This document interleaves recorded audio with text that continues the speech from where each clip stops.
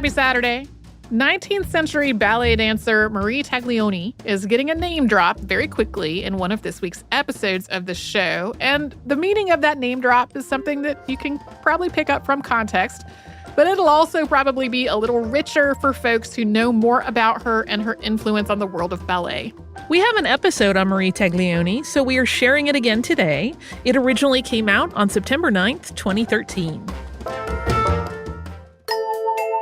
Welcome to Stuff You Missed in History Class, a production of iHeartRadio.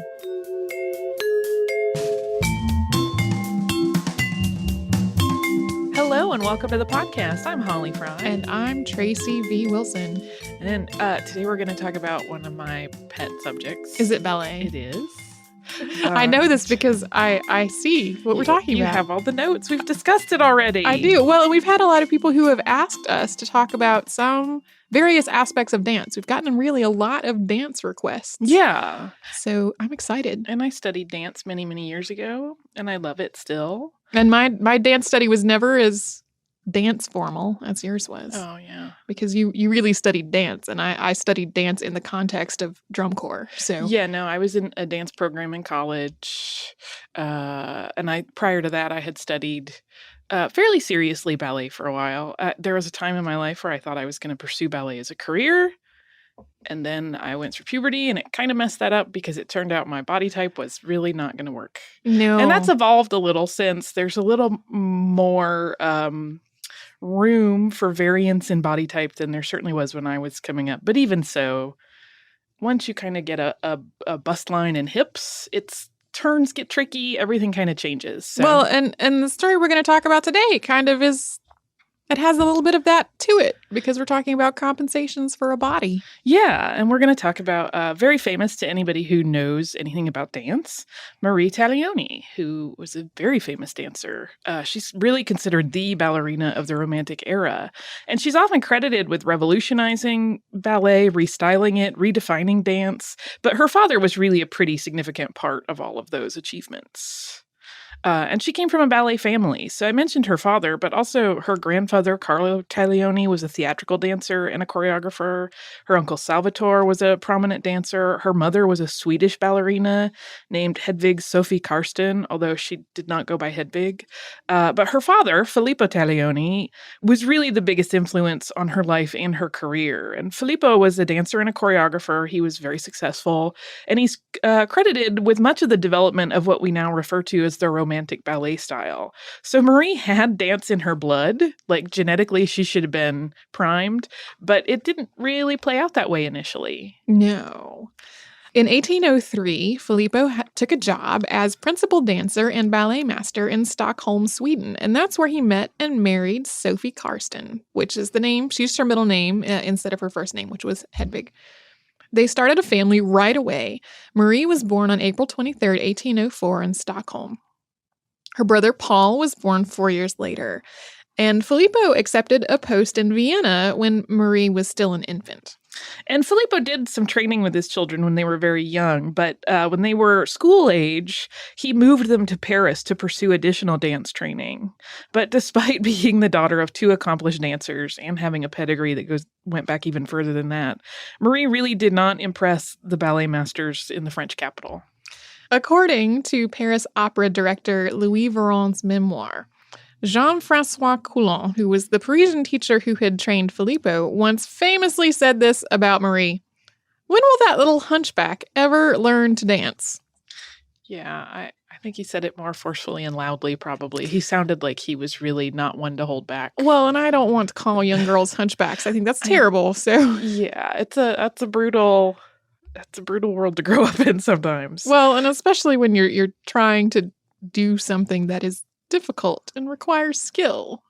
Yeah, we don't know a lot about like sort of her mindset at the time, but I can't imagine what it must have been like to be the daughter of two well-known dancers put in a pretty important ballet school and struggling. Yeah. That's not talked about very much, but it's an interesting thing to think about. But despite Coulon's comment, when Marie debuted in Vienna 2 years later in 1822, she was received to generally positive reviews. So something interesting happened in between. Yeah, I kind of love this story too. It's a little wild to think about. Yeah, so while Marie and her brother Paul were training with Coulon in Paris, they lived with their mother, and Filippo worked in various cities and toured around Europe. So throughout this time, their mom sent him letters telling him how well they were all doing, which was kind of an embellishment because Marie was not actually doing very well. She was a teenager at that point, and she was not an awesome dancer. She was struggling. Paul did okay. Yeah. But Marie really was not doing great. I mean, she was being called a hunchback by her teachers. Yeah, but mom was telling dad that it was all great. And Filippo was so delighted to hear about how well the children were progressing that in 1821, he arranged for Marie's stage debut, which was going to be a little bit more than a year later because he wanted to have time to make preparations. And this announcement of his really set off a flurry of panic. Yes. Because the jig was up at that point. Once Sophie learned of Filippo's planned public turnout for their daughter, she talked to Coulon for advice, and allegedly his reply was, "You wish for my advice? You have it, madame. You should make your daughter an embroideress, for she will never be a dancer." And she really did like embroidery. Yeah, it turns out there's a great site we'll link to in the show notes that has a kind of an archive of various things of Marie Taglioni's. And one of them is like a scarf she knitted for a friend. And she apparently really enjoyed needlework her entire life, but she did not become an embroideress. No. So when Filippo sent for Maria to come to him in Vienna so he could, assess her dancing and make preparations for her debut, he was a little dismayed with what he saw. He then realized how completely inaccurate the accounts he had been getting about Marie's progress were. But he did not cancel the debut. Instead, he just decided that she was going to have to work constantly on her strength, on her technique, and that he would be her sole teacher during this time. And it sounds like he ran her through a rather grueling training program and also sort of a grueling lifestyle. Yeah, he kept her completely out of the public eye. He allegedly kept her dancing for 6 hours or more every day, always working to correct these weaknesses and to kind of compensate for this unique body type that she had. There have been a lot of speculations about exactly what was going on, whether her back was deformed by a hunch or a curved spine.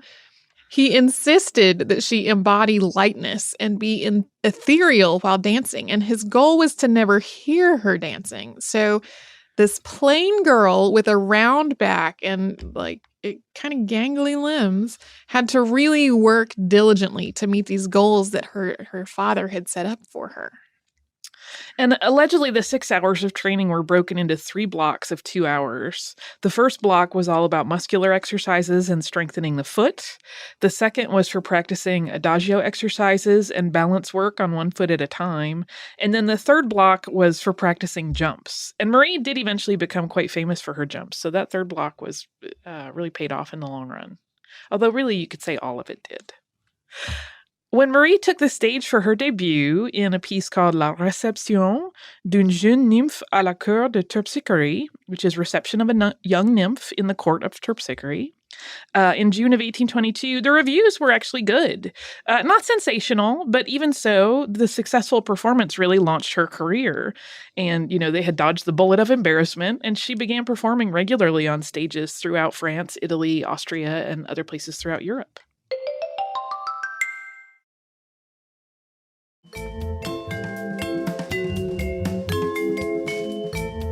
At this time, the epitome of balletic achievement and the goal that Filippo always had for his daughter was appearing at the Paris Opera. And despite the fact that Marie's popularity as a performer was growing all over Europe, she was still seen by the gatekeepers of the Paris stage as unattractive and unappealing. So as reviews of her appearances grew more and more glowing, public demand for a Paris appearance started to grow as well.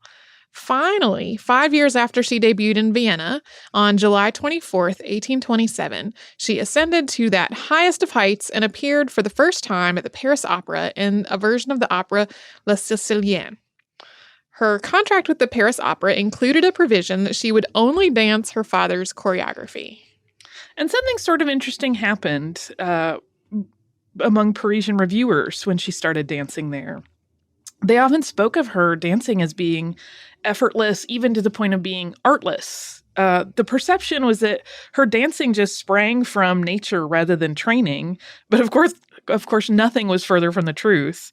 She had been, working all of those hours with her father, and they had effectively created this illusion that she had a natural talent rather than this skill that was born of just this ceaseless dedication and constant training.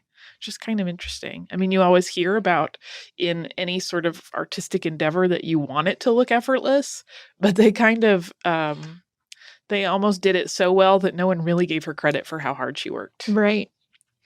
The composer, Berlioz, described Marie like this. Mademoiselle Taglioni is not a dancer. She is an air spirit, Ariel personified, daughter of the heavens. Which is interesting when you think about the early Coulon commentary about how she was kind of a clunky hunchback. Yeah. It's pretty interesting. And for the next 10 years after her Parisian debut, Marie stayed at the Paris Opera. She really gathered a very devoted following. She was, basically a rock star in the world of ballet. Always with her father as her teacher. And in 1830, so a few years after she had debuted in Paris, she signed a new, really lucrative contract with the Paris Opera. And included in that contract is the same provision that she would only dance solos choreographed by Filippo, and that he was to be engaged as the ballet master there. And one thing that doesn't really get questioned or come up a lot that I think is just worth mentioning is that we really don't have a good sense of that father-daughter relationship. Some people have kind of asserted that he may have been manipulating her into, these contracts that really benefited him. But he really did also make her a star. So it's a little unclear if their relationship had any animosity or weirdness, or if they were just in it together and, pursuing this career as a pair. Well, and I kind of wonder, given that he was dedicating so much effort to making choreography that worked with her body, Mm-hmm. I wonder whether she would have had the same success with a choreographer who did not have that as his objective. I think she would not. Yeah. I can't know for sure, but that's speculation. Yeah. On our part. Yeah. On March 12th, 1832, her father's ballet, La Sylphide, debuted at the Paris Opera with Marie starring. The ballet was choreographed to show off Marie's talents to the best effect, and it's often cited as the moment that truly ushered in the Romantic era of ballet. This rounded oval framing created by the port-de-bras, which is the carriage of her arms, that Marie popularized was really, dance historians believe, created by her father, as we were talking about before, to compensate for her oddly shaped back. Yeah, allegedly, if she just stood kind of in a neutral pose, her oddly shaped back that hunched a bit became obvious. But if she was forced to lift her arms over her head and in the oval position, it kind of lifted her breastbone up and it compensated for that. So it wasn't as obvious that she had kind of awkward posture. But even the costume that Marie wore is the sylph, which was a fitted bodice with a floaty tulle skirt that cut between the knee and the ankle. And was designed by Eugene Lamy, really became an iconic ballet image. The long floaty skirt is still seen in ballet today, and it's actually called a romantic tutu. La Sylphide is also often cited as the first ballet which featured Marie dancing on point. This is something that happens all over the place in ballet now. If you go see the ballet, you will see dancers on point. It's much more rare to see a ballet choreographed that does not involve point work. Right. This was not the case at the time. There are engravings and lithographs of her on point that predate this ballet, but only by a few months. We've seen several that are dated 1831, so it's possible that those were promotional, even though some feature her in a costume from a previous ballet. Yeah, we do know a lot of the foot strengthening work she was doing in those big 6-hour blocks was probably, leading up to this, that Filippo had this vision quite a while before they actually are credited with premiering it. And this version of Dancing on Toe, if you go to the ballet today, it's very different from what you would see now to what Marie was doing. It was much more delicate and restrained than modern point technique. Largely due to the fact that at that time the shoes had no blocking. If you look at point shoes now, they're very hard at the front. There's a lot of resin and they, are a pretty firm shape. They eventually get broken down and molded to the dancer's foot, and every dancer has a different kind of way they like them done. But these were completely soft, just like a regular soft ballet shoe that a child would wear, when they're learning nowadays. And it had a little bit of darning at the toe to add a slight stiffness, but again, created just with thread. There was no resin involved. So the toes and the ankles and the feet of the dancer had to be extremely strong to rise up on point at that point. Yeah. And there wasn't a lot of time spent on point. It was used more as a change of levels to create this illusion of floating and gliding over the stage. And it's worth noting that there were other dancers experimenting with point work. Taglioni got the most publicity because of the prominence of her position with the Paris Opera. And even though she's generally credited, if you look at any quick history of ballet, it'll always give her credit for being the first to appear on point. But there were other dancers kind of playing with this concept.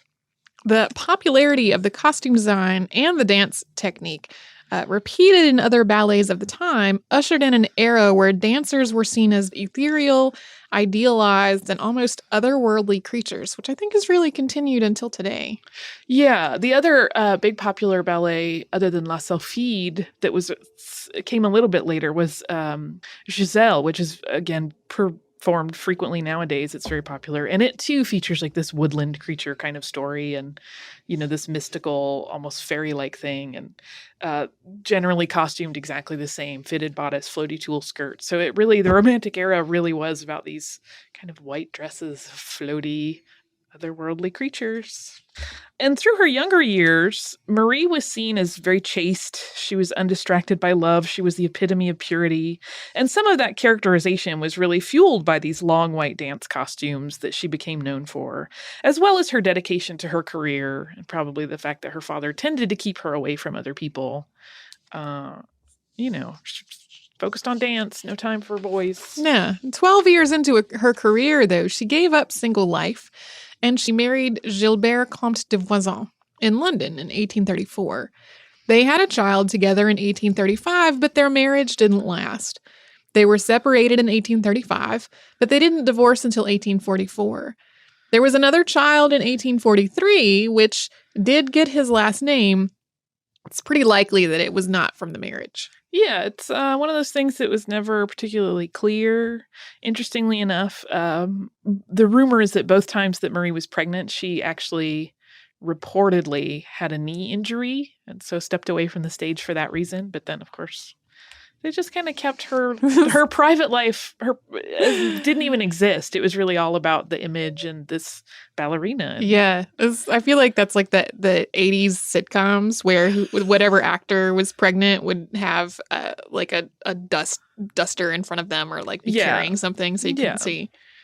In 1837, Marie and her father accepted contracts with the Russian Imperial Theater in St. Petersburg, and preceding her arrival, a pamphlet that was titled The Biography of Marie Taglioni was circulated in the city, and by the time she reached St. Petersburg, there was this complete hubbub of excitement about her. Her first appearance at the Bolshoi Theater was sold out, and she enjoyed an extremely successful several years of dancing there. She last performed in Russia in 1842. And then there's a wacky story about that. So gross. There's this apocryphal story. It's a supper that happened after her last Russian performance, at which a pair of her shoes, purchased for 200 rubles, were cooked and eaten with a sauce by a group of her most devoted fans, which is simultaneously disgusting and probably not true. Yeah. Gross. Yeah. It's entirely, I have a suspicion, again, this is all speculation, that possibly her shoes would have been purchased, almost as a collector's item. A souvenir. Yeah. And then I think the dinner thing, that I don't know where it would have sprung from, but that seems extreme and bizarre. And again, gross. Having danced a lot, I know how disgusting dance shoes get. It's kind of like if you would eat a hockey glove. I mean, it's a similar level of grossness. It does not sound palatable or delightful in any way. No.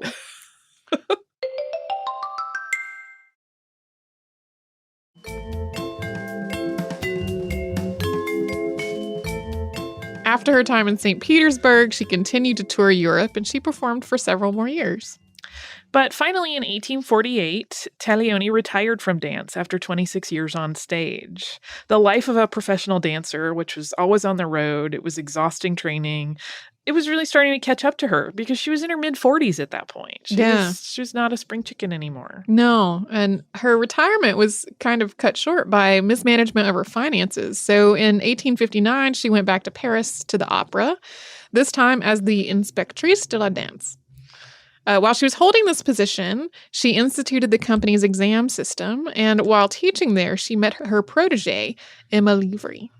And Marie actually choreographed only one ballet in her life, and that was in 1860, and it was for Livry, and it was entitled Le Papillon, which means the butterfly. And the story involves a woman who is changed into a butterfly and then flies too close to a flame and burns its wings. And this sadly turned out to be somewhat prophetic. While she would likely have gone on to a great career by virtue of Taglioni's blessing and teaching, Livry's life ended tragically in 1862 or possibly 1863. You see it differently in different sources. She brushed against a gaslight while rehearsing for an upcoming production, and her tutu caught fire, and she died from her burns. Yeah, so only a couple years after her ballet by Taglioni. So she really died very young and quite tragically. But after 1870, Taglioni's next career move was in a completely different avenue of dance. So she had been at the Paris Opera for a while, but she then moved to London and taught ballroom dance, which she did for about 10 years. And interestingly enough, Filippo Taglioni, her father, died in 1871. So around this time, it was like all of her ties to ballet really ended. And whether that was coincidental or not, or if she just decided that as her father was reaching the end of his life, she was just going to be done with ballet and decided to pursue ballroom. Some reports say that ballroom was just a more lucrative option. I can imagine that. And she did continue to have some money struggles. So yeah, it's just kind of that's the end of ballet for her. Yeah. In 1880, she moved to Marseille with her son, and she died 4 years later on April 24th, 1884. Now, initially, Marie was buried in Marseille, but she was later moved to Gilbert de Voisin's family plot in Père Lachaise in Paris. However, there has actually been a good bit of confusion through the years about her resting place. I imagine some of our traveled listeners that have been to Paris and been to Montmartre have possibly seen what many believed for a long time to be her grave. But it is not. It is, in fact, the grave of Marie's mother, Sophie, who died in 1865. And it's there in the famous Montmartre. And it is marked in a way that caused some confusion. It's marked Marie Taglioni à sa mère bien-aimée. And it really means Marie Taglioni to her beloved mother. And I presume that because Marie was a star, her name appeared on this placard rather than her mother's name. But it's always been a little unclear. But unfortunately, that has led to Sophie's grave being mistaken as Marie's. And so if you look up pictures of it online, it's usually just covered in dancers' shoes that go to kind of pay homage and, pay their respects to this famous ballerina. And they're in various stages of decay. A lot of them are blackened from having sat out there for so long, but it's not at the right site, unfortunately. And if you go to Marie's actual grave, there are like 2 pair. Yeah. People haven't. The people who did their research. Yeah, there's been some work done in the last 5 or so years on the part of dance historians to try to get that corrected, like on maps of the city. And I think there is even a placard at the front of Montmartre that might be incorrect now, that was put up later. And I'm not sure what the status of it is as of now when we're recording, which is 2013. But I was looking at tourism brochures from last year, from 2012, that even still said she was in Montmartre. So there's some confusion still being populated out there in the world. Right. When in fact it's not accurate. All of Filippo's choreography is lost to us, unfortunately. We do have notation of a recreation by Auguste Bournonville for the Royal Theatre of Copenhagen in 1836, after he had seen Taglioni in the role. There's also a speculative reconstruction by a choreographer named Pierre Lecoq in 1972. Yeah, but we just don't have the notations. A lot of other ballets from history were notated so well that even when you see them performed in the modern era, it's basically the same steps being done. But we really don't have any of Filippo's, unfortunately. But Marie's impact, and consequently Filippo's, on the dance world is still certainly felt today. Whereas she was, one of only a few dancers at the time to go on point. Now it's really de rigueur for any serious dancer. I mean, you couldn't have a career in ballet and not dance on point. Yeah, I cannot think of a ballet I have seen that has not included point work. Yeah, some of the more modern ones that kind of bridge the gap between ballet and modern Yeah. will not always go on point. But for the most part, you're looking at point work, which is its own whole thing. Yeah. I remember I talked briefly to my sports podiatrist about it, and he kind of made this face like, I don't want to get into this. Well, and when I was young, I really, really wanted to take ballet. And I had a childhood friend who was a dancer, and she was very gifted. And my dad educated me on the trials of ballet dancing on your feet. Yeah. I don't think he was actually trying to talk me out of it. I think he was trying to help me understand what I was wanting to get into. Yeah. I did not pursue it. And that turns out to probably be pretty good because I am so tall that I was taller than most of the male dancers. You had in our lovely area. lines, though. Yeah. Yeah. I was also extremely inflexible. That's a problem. That would have been a lifelong, difficult struggle. I will say once I quit dancing, probably about 4 years after I quit dancing on point, my feet suddenly grew a whole bunch. Like all of the impacting that had been done since I was, 11 or 12 up into my early 20s. Once that stopped and my foot spread out, I went from like a size 5 to now I wear an 8.5. Wow. I mean, that didn't happen overnight. That happened over several years, but my feet did go through a growth spurt after I stopped doing point work.